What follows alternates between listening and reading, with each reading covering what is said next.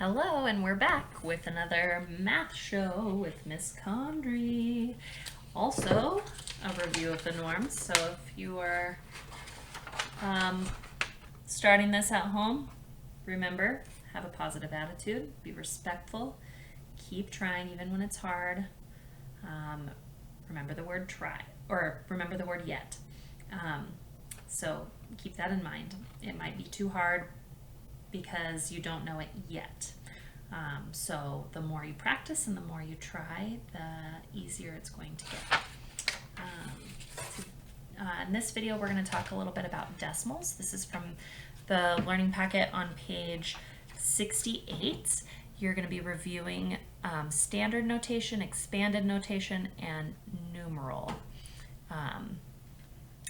notation.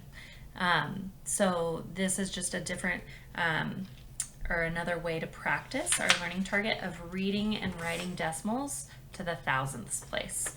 So somebody who really fully understands decimals is going to be able to do all of these things.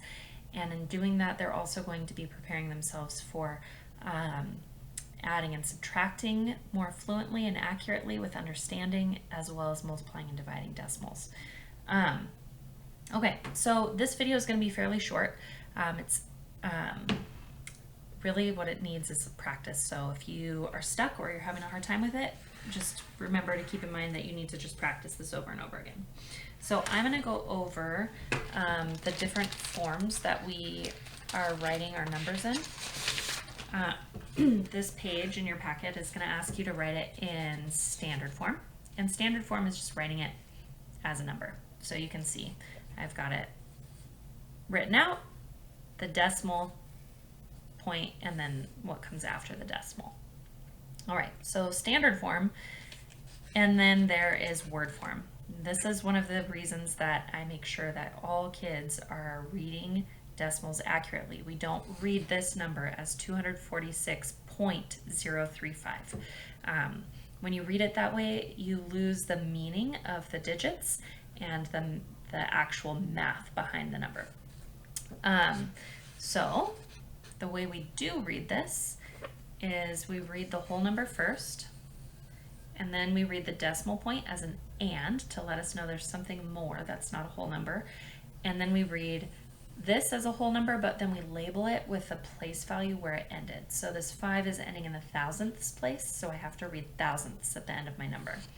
So I write it out, 246, and that tells me it's a decimal, 35 thousandths. You'll see I highlighted the THS at the end because a lot of times we misspell and we write thousands, but thousands without a TH is a whole number. That would mean a much bigger number than something in the thousandths place. So make sure you spell it correctly with the THS at the end.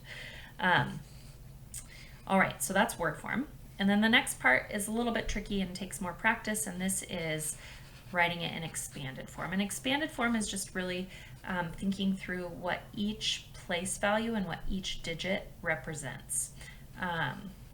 So what we do to write it in expanded form is we think about each digit. So the digits are these numbers up here, and we multiply it by the place that it's in.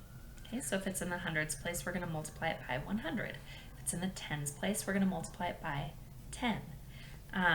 So I did this one for you, and then you get to practice on your page. So it looks like this. Hopefully you remember it from when we did this before. Okay, so I took the 2, and it was in the hundreds place, so I multiplied it by 100. And I'm going to add it with the next digit, which was 4, multiplied by the place value. It's in the tens place, so I multiply it by 10. Then I add it with the 6, that digit, which is in the ones place, so I multiply it by 1. And now I keep going because the number is continuing, and I'm going to add it with the number in the tenths place, so the 0 is there. Now I don't actually have to include this in expanded form. You can skip it if there's a 0 there. I did it just to show you the place value there, and you can have it or not, it doesn't really matter. 0 multiplied by the place value, which is in the tenths place, plus the 3 in the 100ths place, so I wrote it as a fraction, 1 over 100, and then the 5 in the thousandths place, so 5 times 1,000th. And then you can see if I were to actually solve everything in the parentheses and then add this up together, I would get this number. So if I did 2 times 100, that's 200 plus 40, because 4 times 10. 6 times 1 is 6. 0 times a tenth is 0 tenths. I made a mistake there.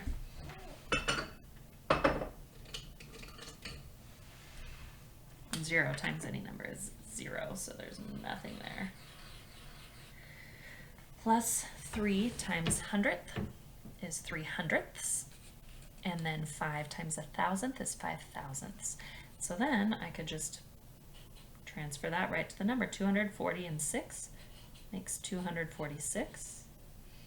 And then 300ths plus 5,000ths makes 35 thousandths.